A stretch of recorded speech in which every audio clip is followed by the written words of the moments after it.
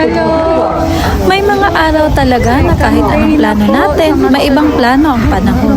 At minsan, akala natin sisirain ito ang araw natin.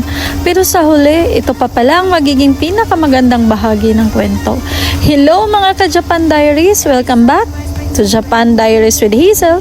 Kung napanood ninyo ang Day 1 ng Gotemba Matsuri, alam niyong puno-puno ito ng saya, pagkain at magagandang moments. Pero ngayong Day 2, ibang klaseng experience naman ang naghihintay sa amin. At sabi nga nila, walang festival na pareho ang kwento. Bawat taon, inaabangan ng maraming locals ang Gotemba Matsuri. Isa sa mga pagkakataong magkakatipon-tipon ng buong komunidad, mga pamilya, magkakaibigan at mga dating magkakatrabaho at maging mga matagal nang hindi nagkikita.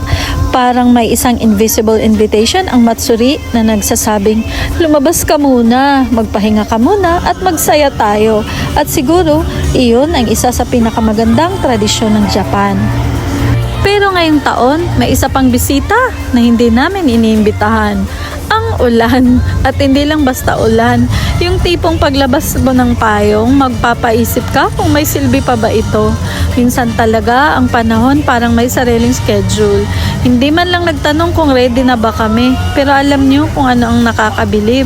Hindi nito napigilan ang mga tao. Sa halip na manatili sa bahay, lumabas pa rin ang marami. May mga batang naka-raincoat at may mga magulang na nakapayong habang hawak ang kamay ng kanilang mga anak. May mga magkakaibigan na nagtatawanan kahit basang-basa na. At doon ko naisip, kapag gusto talagang gumawa ng memories ang mga tao, kahit ulan, hindi ito sapat na dahilan para hindi tumuloy. Siyempre, aminado ako, may mga plano kaming hindi natuloy. Hindi namin nalibot ang buong festival area. Hindi namin napuntahan ang lahat ng stalls at may mga bagay kaming gustong gawin na kailangan naming ipagpaliban. Pero hindi ibig sabihin noon na hindi na naging masaya ang araw. Sa totoo lang, minsan ang pinakamagandang alaala ay hindi nangyayari kapag lahat ay ayon sa plano. Nangyayari sila kapag natuto kang i-enjoy ang mga hindi inaasahan. Isa sa pinakagusto ko sa mga ganitong event ay ang mga simpleng pagkakataong may makakasalubong kang kakilala, yung tipong, uy, kumusta? Ang tagal na nating hindi nagkita. May mga dating katrabaho, may mga kaibigan at may mga kapitbahay. At may mga taong matagal mo nang hindi nakita, pero kapag nagkita kayo, parang kahapon lang ang huli ninyong usapan. Iyon ang isa sa mga bagay na gusto ko sa mga local festivals. Hindi lang sila tungkol sa celebration, isa rin silang reunion ng isang komunidad. At habang pinapanood ko ang mga taong patuloy pa ring nag-i-enjoy sa kabila ng banta ng malakas na buhos ng ulan, may naisip akong isang bagay. Madalas nating isipin na para maging successful ang isang festival, kailangan maganda ang panahon, kailangan maraming tao, kailangan perfect ang lahat. Pero ngayong gabi, patunayan kong hindi pala.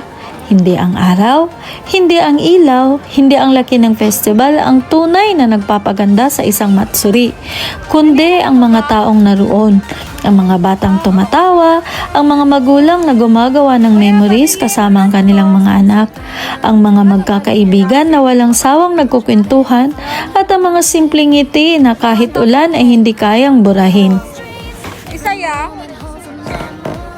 At siguro ganito rin ang buhay. Hindi lahat ng plano matutuloy. Hindi lahat ng araw magiging maganda. May mga pagkakataong kailangan mong baguhin ang plano. May mga araw na kailangan mong tanggapin ang mga bagay na hindi mo kontrolado. Pero kung marunong kang tumingin sa magandang bahagi ng bawat sitwasyon, lagi kang may iuwing alaala. Bago bumuhos ang ulan, humanap muna kami ng lugar na pwedeng masilungan. At minsan, ang pinakamagandang bahagi ng isang lakad ay hindi pala ang dami ng napuntahan, kundi ang simpleng pagkakataong makaupo, kumain, magkwentuhan at tumawa kasama ang mga kakilala. Masarap ang pagkain, mas masarap ang kwentuhan, at mas masarap ang pakiramdam kapag kahit sandali lang nakalimutan mo ang pagod ng buong linggo. At since nagbabadya talaga ang malakas na buhos ng ulan, At buti na lang, mamamayas na Cadillac ay ilang hakbang lang mula sa festival. Kaya doon muna kami dumiretso para makisilong. Pero syempre, hindi lang para magtago sa ulan. Ito rin ang perfect chance para matikman namin ang halo-halo niya sa kauna-unahang pagkakataon. Narinig kasi namin na ngayong taon, magsuserve siya ng authentic Filipino halo-halo. Kaya naman, hindi namin pinalampas ang pagkakataon. At sa unang subo pa lang, sulit ang paghihintay. Sa gitna ng malamig at maulang gabi, medyo ironic man pakinggan, pero ang isang baso ng halo-halo ang nagbigay sa amin ng comfort. Parang isang simpleng paalala ng Pilipinas. And guys, natikman din namin pala ang halo-halo ni Mama Aya at ang kanilang barbecue. Sulit na kahit nasa Japan ka, may mga lasa pa rin kayang magpa-feel at home. Habang kumakain, tawanan lang, kwentuhan at hintayin na lang muna na humina o tumila ang ulan. At doon ko naisip, minsan, ang mga hindi inaasahang detour ang nagiging pinakamagandang parte ng biyahe. Hindi man nasusunod ang plano, nalibutin ang buong Matsuri, may kapalit naman itong mas masarap na kwentuhan, masarap na pagkain at panibagong alaalang siguradong babalikan namin. Sigurong ganito rin ang buhay. Hindi lahat ng plano matutuloy. Hindi lahat ng gusto natin mangyayari sa tamang oras. May mga pagkakataong kailangan nating huminto, mag-adjust at yakapin ang mga bagay na wala tayong kontrol. Pero kapag natuto tayong hanapin ang saya sa bawat pagbabago ng plano, realize nating hindi naman pala nasayang ang araw.